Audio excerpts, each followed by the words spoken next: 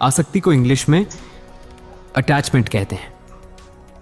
आसक्ति का मतलब होता है वह स्थिति जब किसी व्यक्ति, वस्तु या काम के प्रति मन में बहुत अधिक लगाव हो जाता है और उससे दूर रहना कठिन लगता है।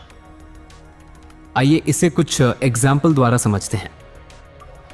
एग्जाम्पल 1, उसे मोबाइल की आसक्ति हो गई है। 2, धन की आसक्ति इंसान को गलत रास्ते पर ले जा सकती है।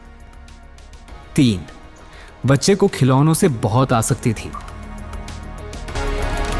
ऐसे ही आप लोग अपना सहयोग बनाए रखिए, क्योंकि दैनिक जीवन में उपयोग होने वाले शब्दों के सरल अर्थ और उनकी सहज व्याख्या हम आगे भी आपके साथ साझा करते रहेंगे। धन्यवाद।